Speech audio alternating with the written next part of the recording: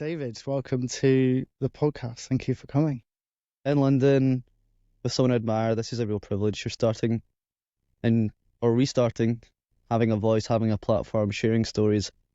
I feel honoured to be the first, and we've had a great relationship for a very long time. I know this is going to be a great success. We're doing it in person. I'm just grateful to be here, mate.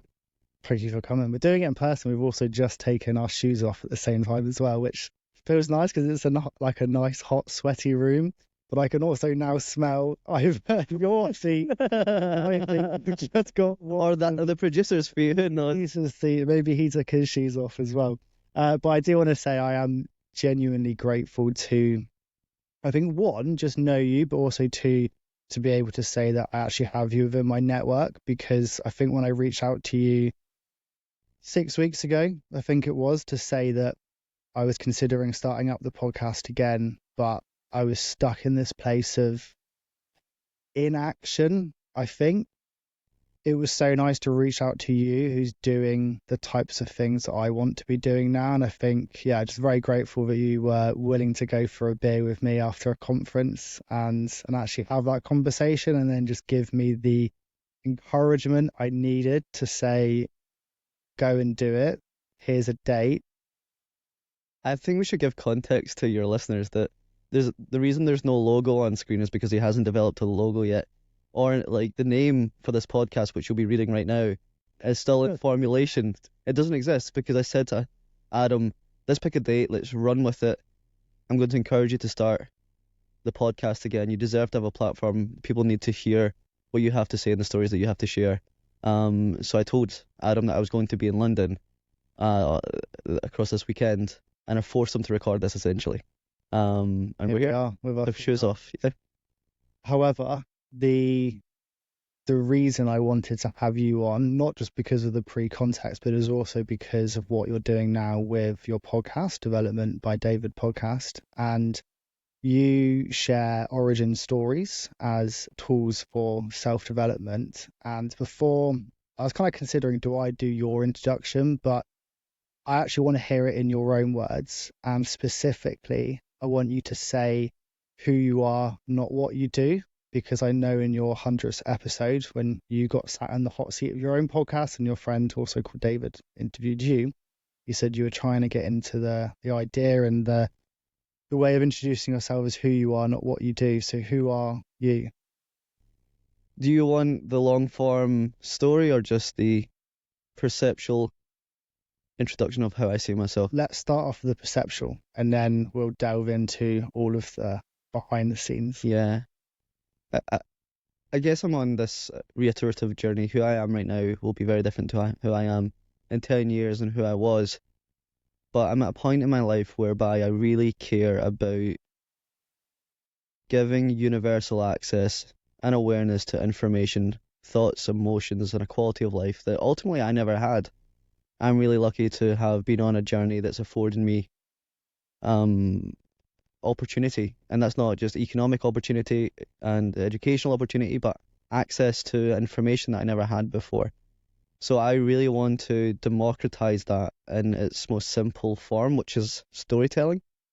So people might look at my job title and think that must be nice, or my podcast, that must be nice, but I've been on a journey of collecting and connecting dots, and now really care deeply about leaving a roadmap behind me. And I think we can all do that regardless of where you've came from and where you've gotten to. We all have a responsibility to use our stories to help others, just like ourselves. And I think your story in particular is quite a special story. I think in terms of the things that you've overcome and who you've created yourself as now, but to almost flip the script a little bit, where you ask people about their origin story, where does your origin story start for you? What's the kind of first landmark thing that you think of when you think of your own origin story? Just to reflect on your question, I don't think my story is special. I think all stories are special. I think everyone, regardless of how severe or how comfortable someone's life is, all of our stories are valuable and special. And I think there can be a narrative that the most severe story wins, and that's not the case. So I want to preface the fact that regardless of who you are, you should be sharing your story, because there's going to be someone else similar to you. Because my story isn't special. There's 100,000 untold stories just like mine, and maybe it seems special because I've came out the closet as not in the traditional way, but as in a way of sharing my working class background and young grief and some of the kind of facets of the story that I'll share. But I guess my story does originate. I guess there's no subtitles on the screen right now. Of course, I'm Scottish. Hopefully your listeners can understand me. We might need like a translator for the next episode. But yeah, I grew up on the west coast of Scotland in a place called Prestwick, and in the neighbouring town my dad grew up, and it was known as one of the most deprived areas in Scotland. Newsflash, there are some posh areas of Scotland. It's not all just council estates. Actually, it is just all council estates and Edinburgh Castle. It's like the biggest council house in Scotland. Jokes aside, my dad grew up in a place called Kilmarnock, and the BBC famously used it as poverty pornography is what I call it. They really fetishized and made light of and almost manipulated this council estate and the people in it to act up for camera and showcase some of the trappings of coming from that area, but not in a way to raise awareness, but to use it to entertain others. My dad grew up in that same council estate many years before that was a docuseries, and he not famously, but infamously, as I've told in my podcast before, shared the same bed as 5 siblings. They wore workwear jackets to keep themselves warm at night. He was subjected to large-scale domestic abuse and violence from his dad to the point that he was staying with neighbours all of the time. And he had like a paper round from the age of like 5 to 15 and would have to give all the earnings back to his family. So when I think about his story, I feel ashamed to call myself disadvantaged because I had all the advantages that he never had. And then on my mum's side of the family, she was the youngest in a large but poor family, and she never left her family home until her 30s. So they were both older parents when they had me. And they grew up largely unemployed. My dad was in the army in the 80s. He was in the Falklands War, guarded at Buckingham Palace and Windsor Castle, tripped the colour, saved lives in a London fire, was part of a terrorist attack at Ebury Bridge as well. But growing up, I saw him broken. And when I talk about caring so much about giving access and awareness to opportunity, that opportunity also might mean giving awareness of therapy and mental health tools and things like meditation and spirituality that can help some of the travesties that I saw with my dad, who suffered from PTSD and depression. But because of his background, this militant, working class Scottish background, he never knew what therapy was. He never had access to therapy. He never had the resources to get something like that. So I largely saw the impact that I had on him, and the impact that I had on our finances. My mum was unemployed for most of my childhood, and when she was employed, she was employed by the seas of low-paid female employment, which is like catering, cleaning, childcare, those kind of jobs. And that had an indirect effect on me and my sister. They suffered from mental health conditions, all of which you could place the word financial in front of because they were the root cause. And we saw that unfold.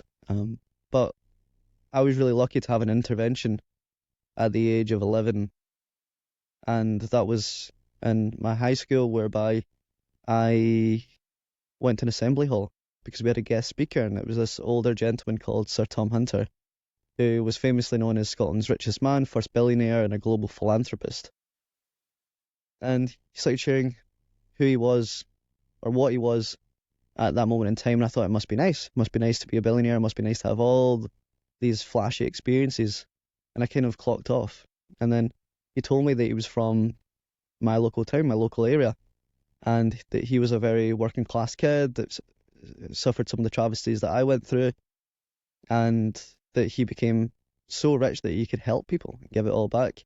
So at that age, I had my first relatable role model. And I think that was such a delineation from maybe my parents' upbringings, where they didn't see anyone else in the council estates that they grew up on doing remarkable things or improving their lives. But I had that, and that was my first foray into understanding the power of an origin story. Having that first relatable role model, even though we were 50 years apart. But yeah, things were tough. I never really realized I was working class, and I never realized that working class should have been something to be ashamed of, because everyone was like that in the area. My neighbors were drug dealers. There was fights on the streets all the time, and I would hang out in a skate park. I was really into skateboarding because I was a bit of a misfit. And where the skate park was, there was always fights because it was the epicenter of all the major council estates. But that just felt normal. And it was only until, I guess, hearing Sir Tom Hunter's story and then a further event a few weeks later, whereby I realised that you can be working class and ambitious. Ambition isn't the preserve of the posh. In fact, we all can be ambitious. We can all have delusional dreams and find steps to get there. And usually you can find those steps through origin stories and autobiographies. That's why they're so successful. But after hearing Sir Tom Hunter's story, I was really lucky to have the second intervention or pivot, which was because I was inspired by this entrepreneurial figure in Sir Tom Hunter. I thought I could be an entrepreneur. And I think a high and prominent trait on entrepreneurs is agency and resourcefulness. So coming from a working class background and a council estate, I didn't have any resources to pull on besides some sugar and some flour. So I'd created and baked, with the help of my mum, some desserts and sold them around the council estate. Were they any good? Awful, mate. I made a net loss. But it was Glasgow, so they would probably deep fry them anyway. So no. But yeah, essentially at that young age, I had made a few pounds or £10 in revenue, and my uncle said, "David, you're good at counting your earnings. You could be an accountant. They make a lot of money."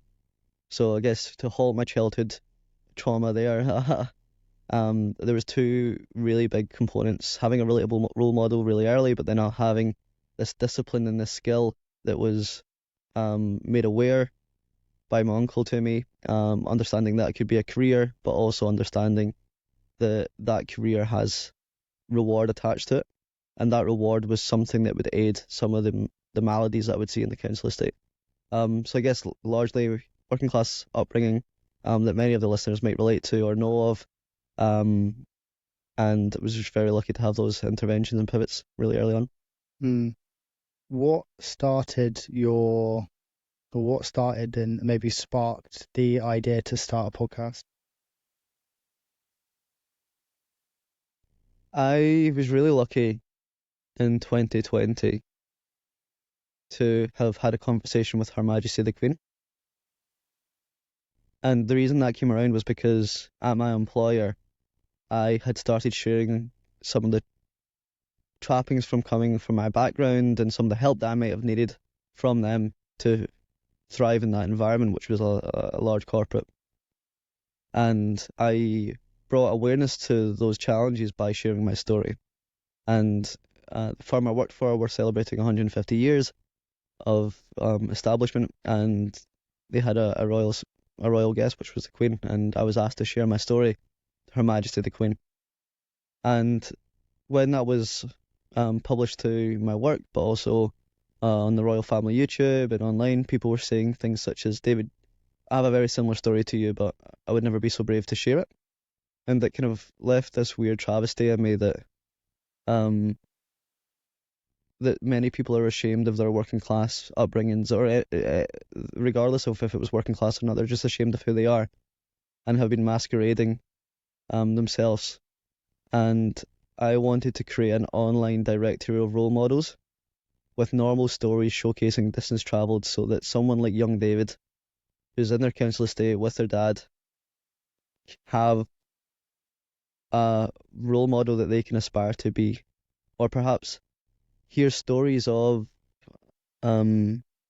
travesty and imprisonment and violence and understand the repercussions of going down that route too. So I've had some people on the podcast that have been in jail, or I had a guy that was on death row, for example. So it's also equally knowing or democratizing paths people should take, but raising awareness of how some actions can detour people down an awful route. So I guess that conversation with the Queen and understanding the power of just my story made me think that there's going to be hundreds of people, thousands of people there with way more inspiring stories than I have, and I felt a responsibility to create a platform that would help someone just like me, and or people that are feeling ashamed of their stories. So yeah. How different do you think your life would be now if you hadn't started that podcast? Well, that's such a good question. That's such a great question, because when I introduce myself in circles, I don't ever introduce myself by my day job. I introduce myself as a podcaster because it's my identity now. Even though you are very successful in your career as well. Yeah. And perhaps my career could actually be sexier to introduce myself by.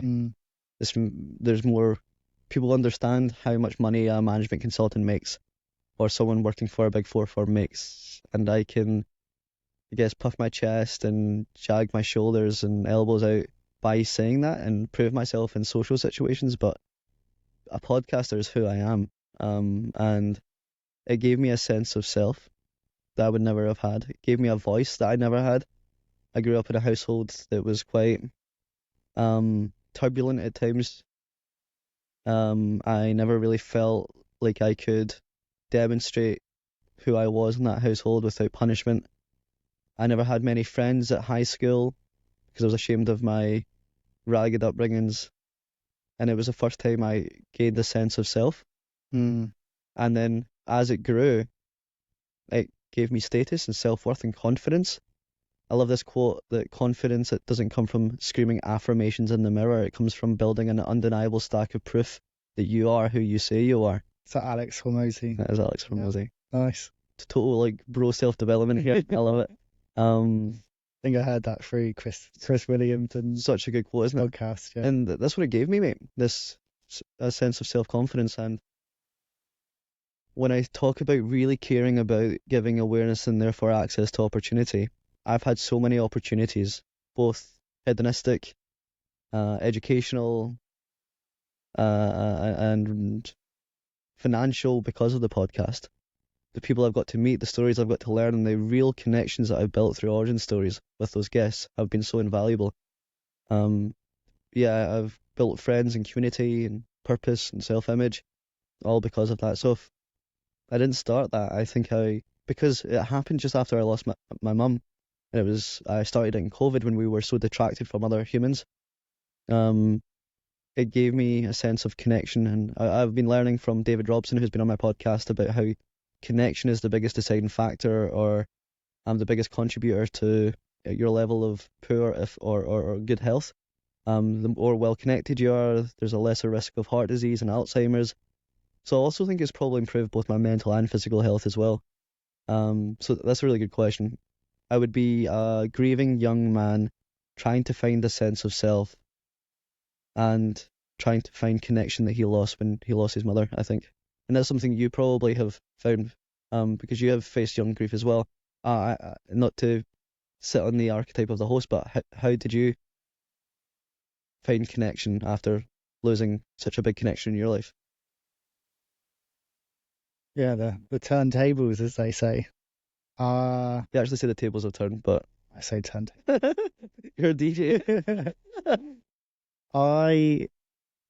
The first podcast I hosted, the Purposeful Pursuit podcast, that was a couple of years after my mum passed away when I was 19. And the reason that I started that podcast is because I was looking for purpose. I was on that. I think it's one of the actual defined stages of grief, when you just kind of over some of the harder bits of it, and now you're in the space like, what's the kind of meaning of life? And it was that era, I think, or maybe that stage, even though it's probably not a linear thing. It's kind of grief jumps around the different stages, I think, did in my experience. But to get over the grief, I think I found a a love and almost like a savior in learning about self-development. I think I saw this problem in myself when I was feeling depressed or feeling anxious, and all of the things that happen when you kind of lose your mum or lose a parent. And I think it was through trying to learn about myself, but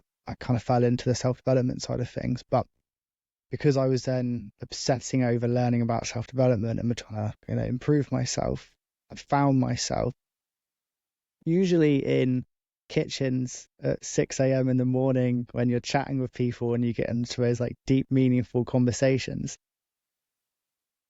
Found people were taking some kind of benefit from the experiences and perspectives that I'd learned. I think when you go into that really dark, difficult place of losing a parent, really being shown the depths of mental health or poor mental health, you kind of get slapped in the face of it. You learn so much from that. And I was sharing my experiences, and people were like kind of jokingly saying, you should start a podcast. And I was like, yeah, maybe. And then it took a while, but then I'd started it. And it was just an avenue for me to make sense of life and to find purpose. And I think the reason I started up this second one is because when I stopped the last one, I'd regretted it every single day that I wasn't doing it, because I enjoyed it so much, because it gave me so much purpose. And you kind of turning it back on you shared a really nice moment with Jimmy Carr where he shared a quote. I'm actually going to pull up the quote because I really liked it.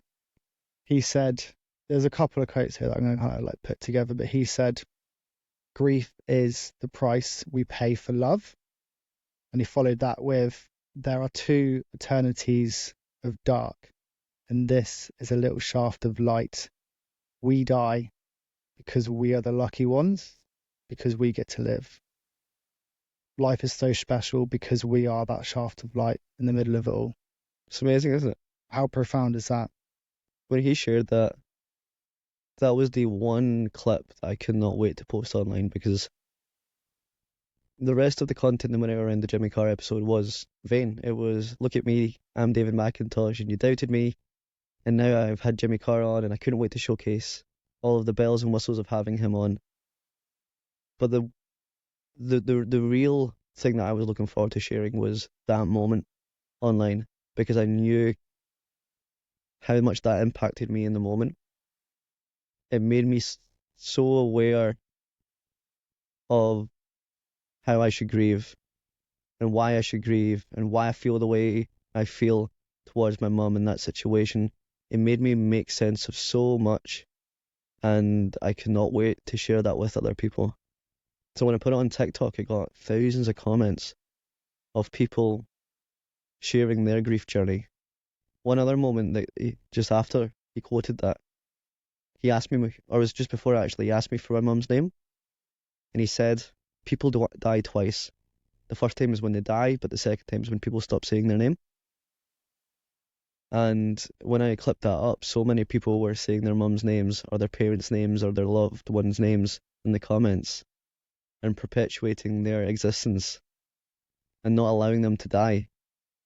And I think that's what's beautiful about origin stories. That's why all biographies are so popular. There's never been, it's a trend that's never died to all biographies, because we keep those people alive through reading and sharing their stories. And you'll probably agree with this.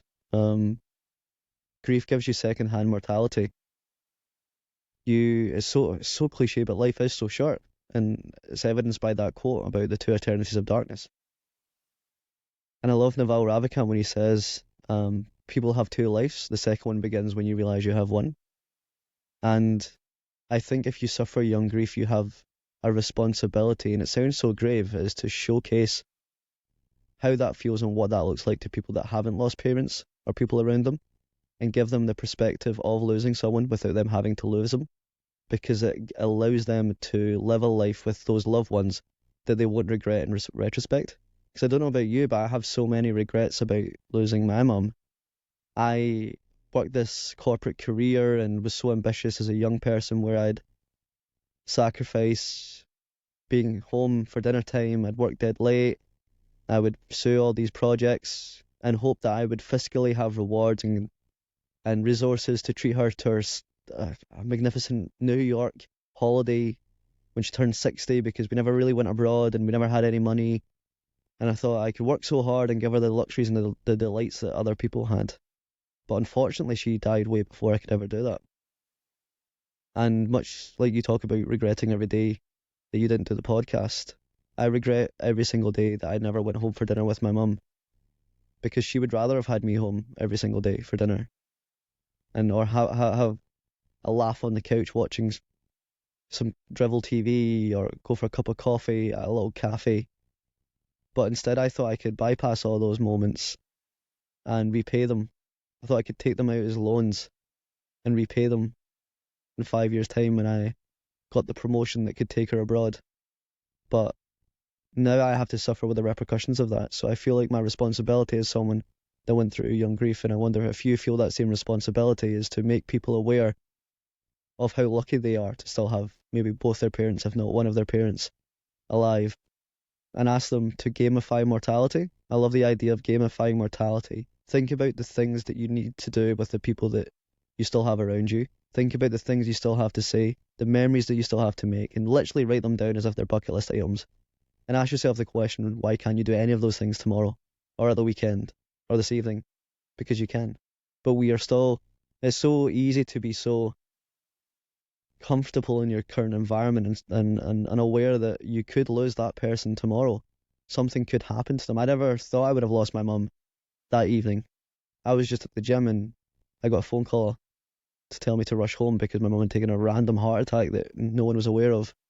And unfortunately, I had to watch my mum pass away in front of me in our family home. And that I didn't wake up that morning knowing that was going to happen. And if I did know it was going to happen, fuck, I would have woken up and had breakfast with her. I'd have had a cup of coffee with her. I would have spent time around her in the morning. I'd have told her I loved her before I left the house. I'd have thanked her for making me breakfast or a cup of coffee. I would have made sure she'd known that she was loved. But I lived in an environment where I didn't need to do that because she was always going to be there. So I feel like a great responsibility for showcasing the aftermath of that to people. And I don't know if you feel a responsibility to do that. I've struggled with a lot of those things, and I think it's the hindsight, because you look back and go, what if I could have done that? The saying I love you was probably one of them. I think because I was 19 years old, just going off to uni, I remember these times where she'd always be on the phone and she'd be like, oh, love you. I wouldn't say it back. And it was almost like a joke that I wouldn't say it back. It got to that point, and maybe that's how we were bonding. But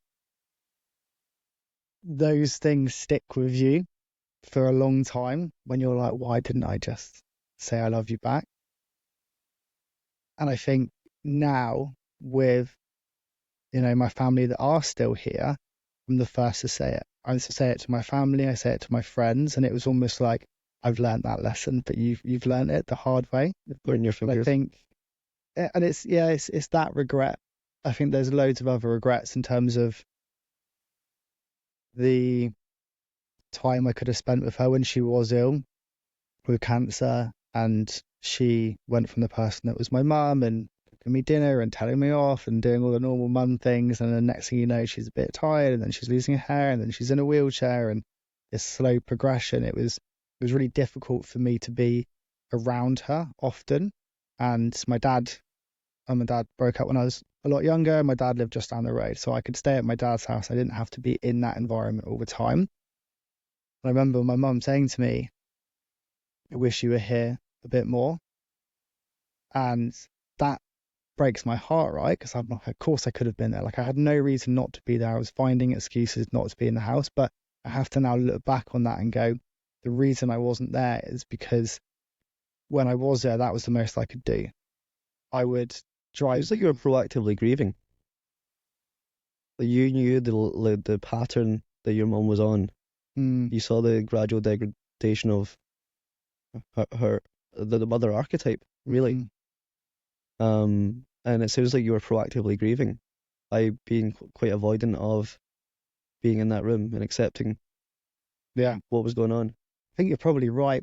So I remember I almost have to put on like a brave face to be able to walk in that room. I'd go over there, and for the first hour, I would be happy-go-lucky Adam that's coming in there, probably a bit hungover, because that was like my entire persona at that age.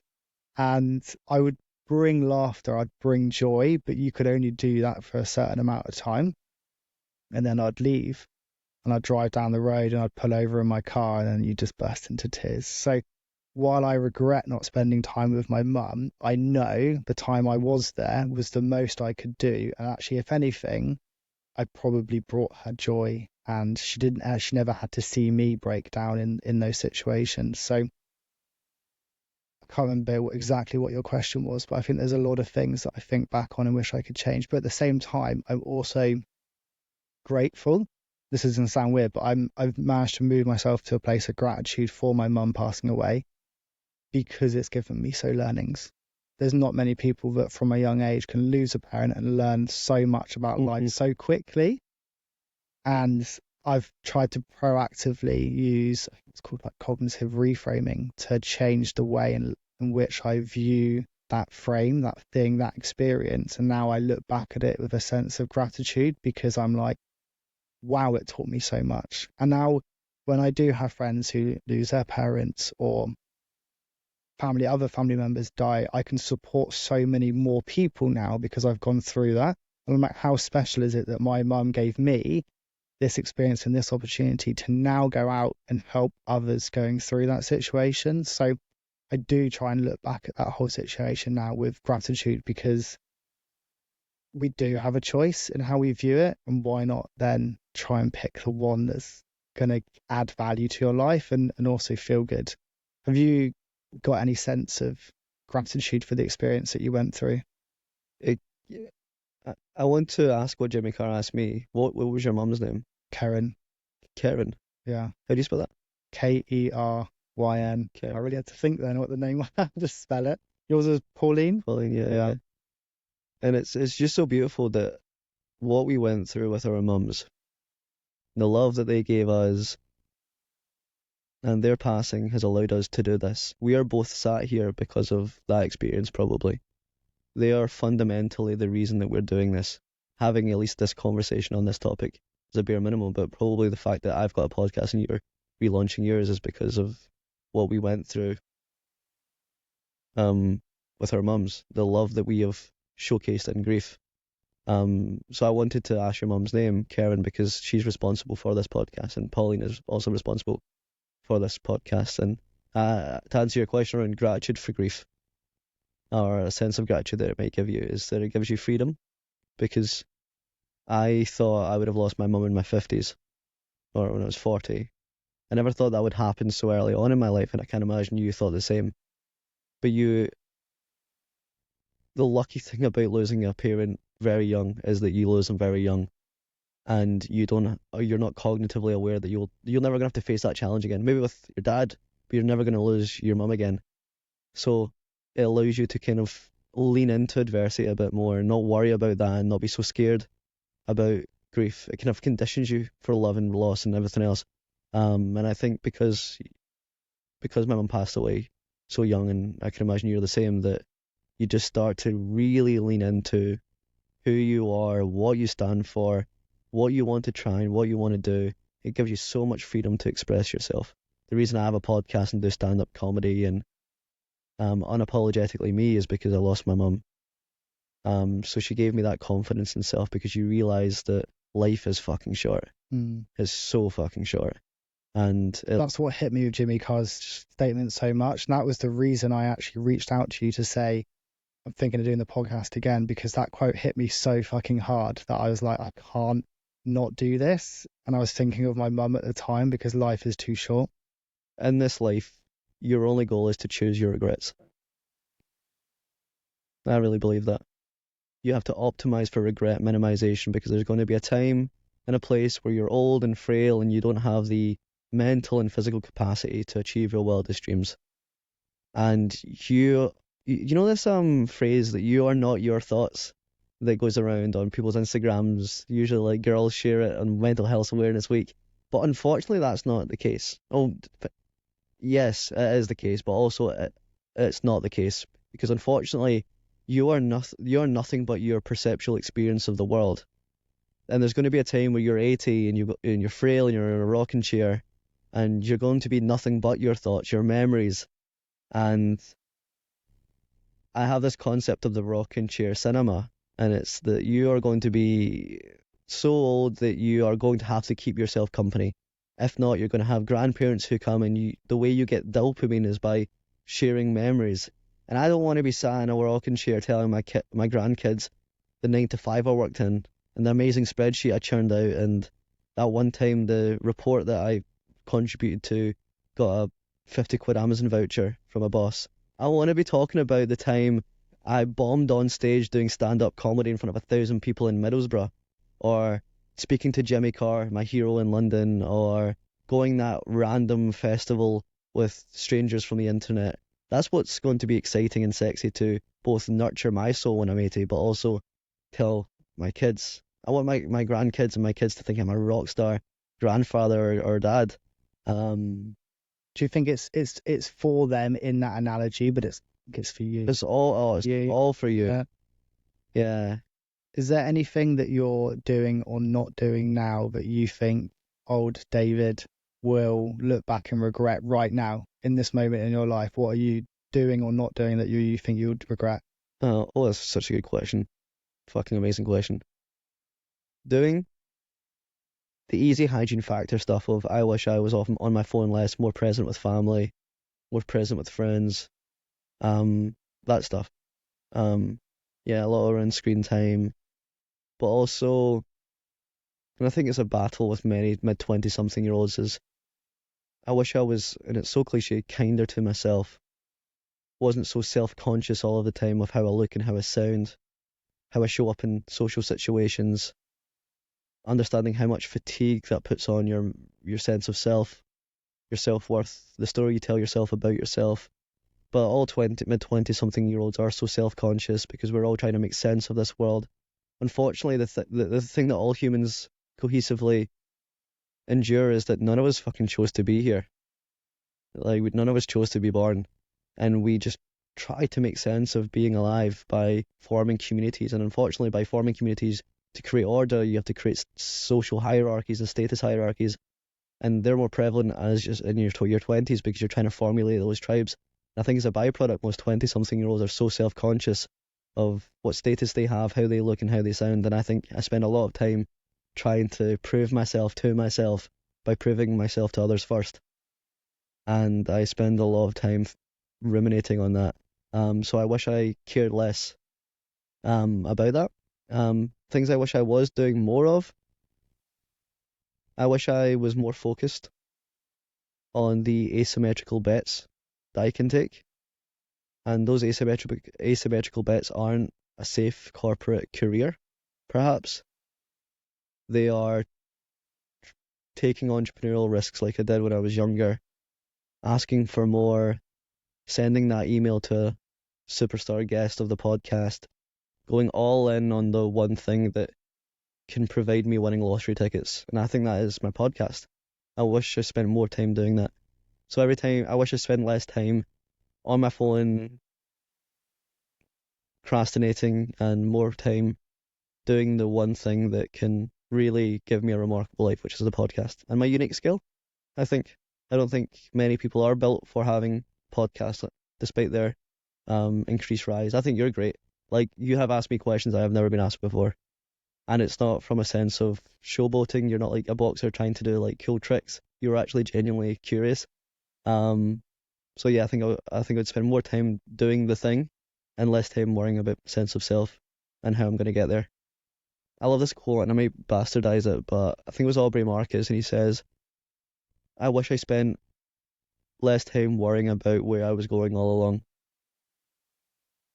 I'm actually enjoying the moment, being present. Yeah, being in this sweaty podcast studio in West London. I think it also comes down to the expectations that we set on ourselves, and we were chatting about this before. We're talking about your episode of Jimmy Carr, and I think in your own words, you said it didn't quite go how you planned in your mind, and yet everyone else on the outside was like, what an absolute incredible episode that you've just done with Jimmy Carr. The absolute, like, one of the most famous comedians in the entire world. And we had a bit of a chat about how it came down to you having expectations that are then not met. But imagine going into that having no expectations, then suddenly you'd come out of that going, that was amazing. And yet you've come out going, didn't go quite how I wanted it to. Have you came across the work of Mo Godit? Here, I'd read his book on AI, but I'm guessing that's not the train of thought that you're going down right now. It was his book before that, Solve for Happy. Yeah, Solve for Happy. And he has a happiness formula. And it's happiness occurs when reality is greater than is happiness occurs when reality is equal to or greater than expectation. Depression exists when reality is less than expectation. Yeah, wow.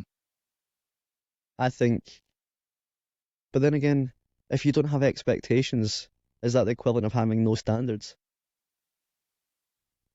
I guess having that expectation with Jimmy is me creating a minimum viable standard that I want to ship that workout at.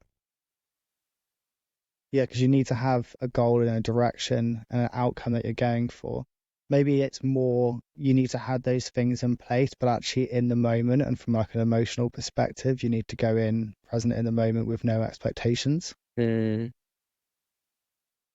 fascinating. You're going to have to get Mo on your podcast or this one. We're going to have to ask him. Yeah, it's coming. You've done a lot of reflection on yourself. I think particularly in the 100th episode when you got someone close to you, David, a guy called David, to come on and actually interview you in it. And you spoke through things that it sounded like you'd done a lot of deep thought and you put in a lot of consideration. What are the emotions that you think you're still unprepared to feel in life?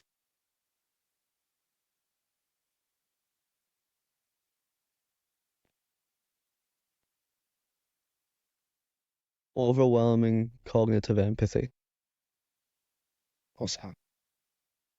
I think as a byproduct of losing a parent and coming from an alcoholic,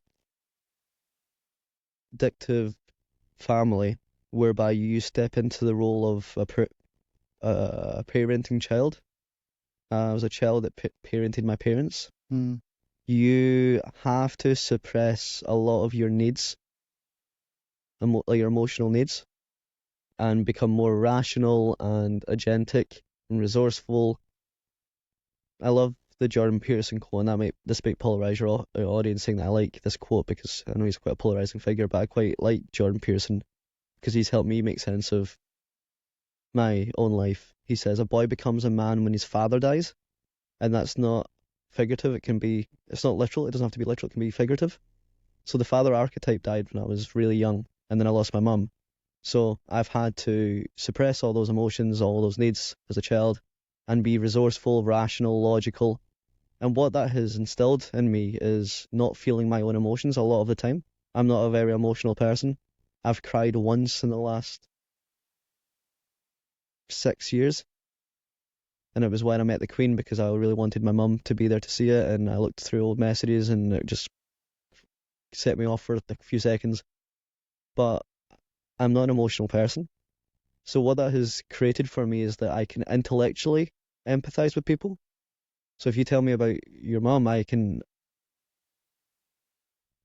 know grief is meant to suck because I have read about grief, therefore I can understand what you're going through, but I cannot feel what you're going through. Same with if my friends are going through heartbreak or have lost a job. I've read about these things, but I don't really understand what they are particularly going through. And I think that's something that I am yet to embrace. And I think it's going to slap me in the face when I perhaps become a father. Because your empathy is ripped out of your body and put in someone else.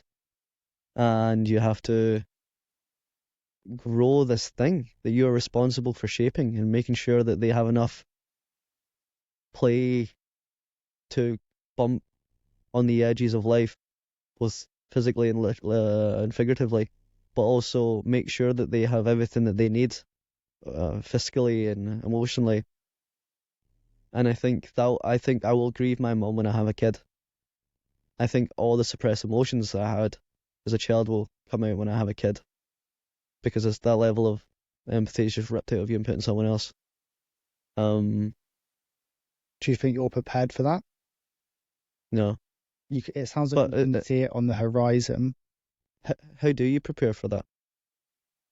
Therapy, self-work, starting a podcast, the cheaper option.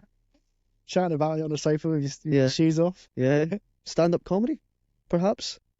Talking about the intimate trappings of your life with rose-tinted glasses on a stage might allow you to make sense of some of the hardships. Like I started stand-up comedy when I lost my mum because I wasn't able to face it in a traditional grieving way. So my first 5 minutes was about watching my mum pass away on the floor. Literally was my first 5 minutes.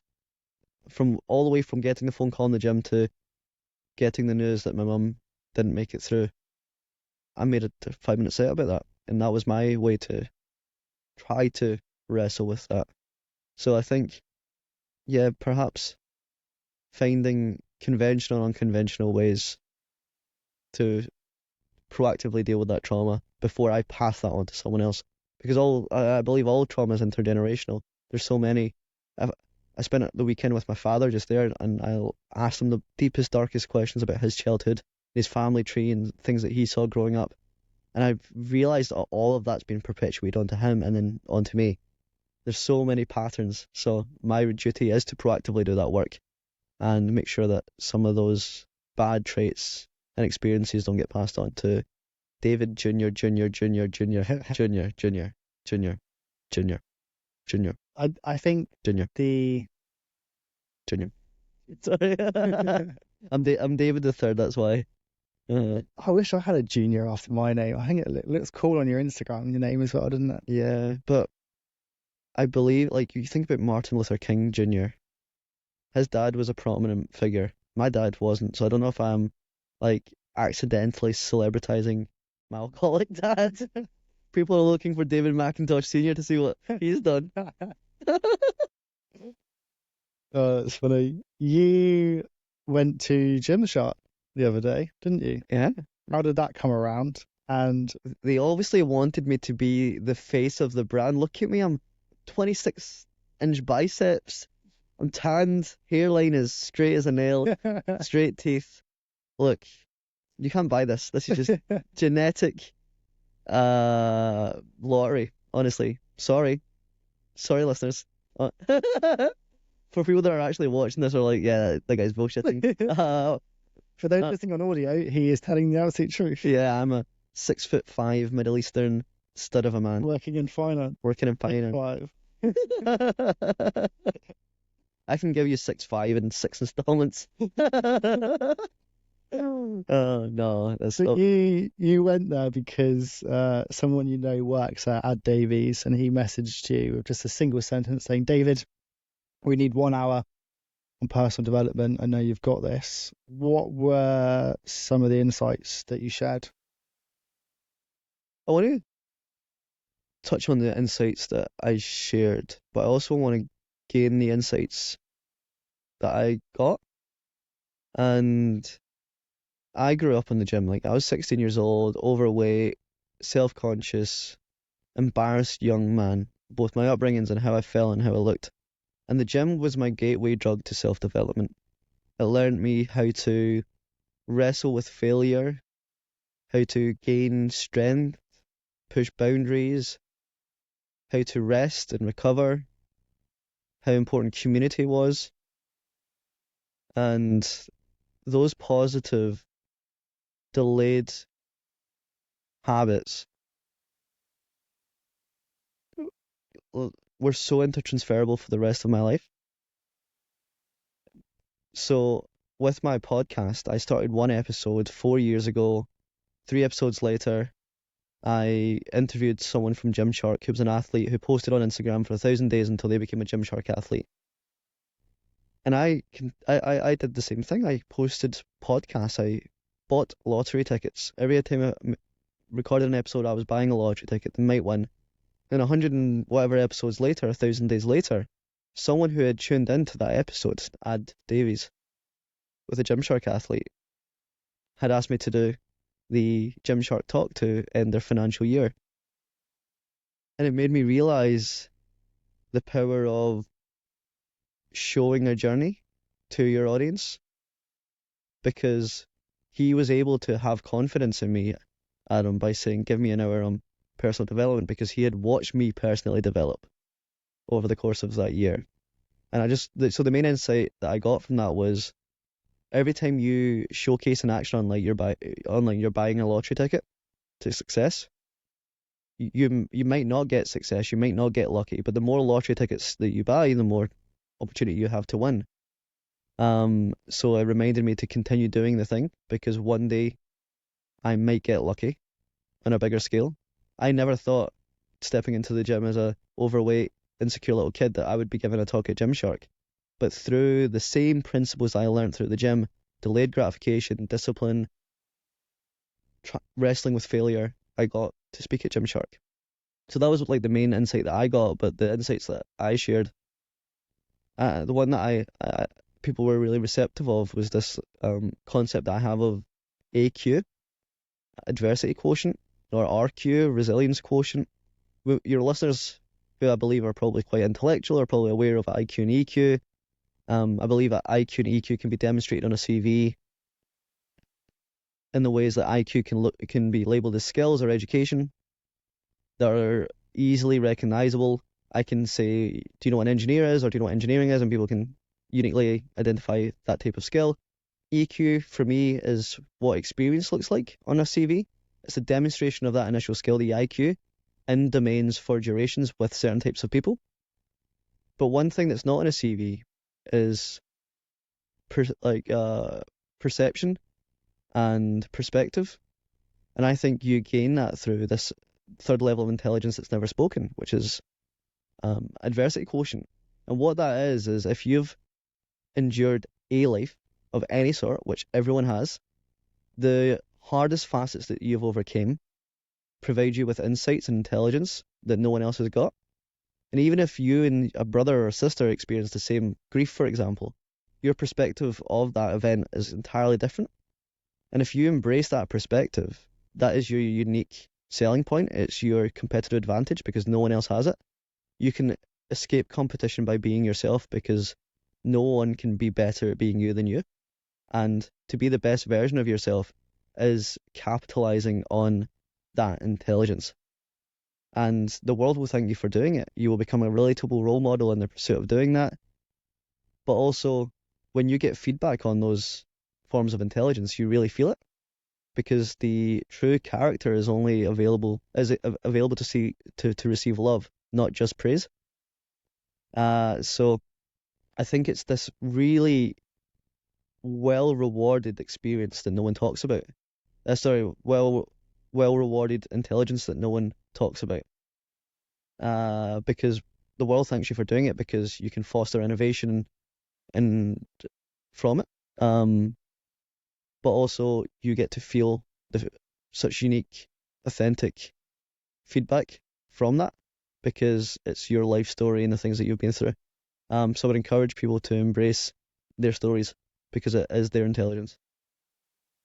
Yeah, well, really like that. If people want to find out more about you, they want to follow your podcast, they want to see some of your videos, where would you send them? I really want to say Pornhub and just like derail that really sensible. A 6'5" tanned guy there. Yeah.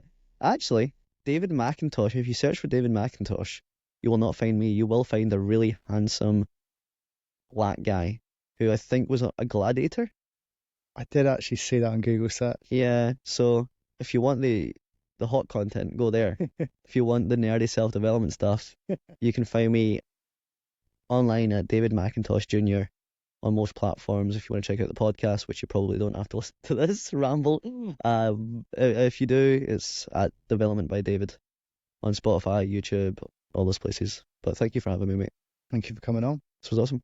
You did a great job. Thanks.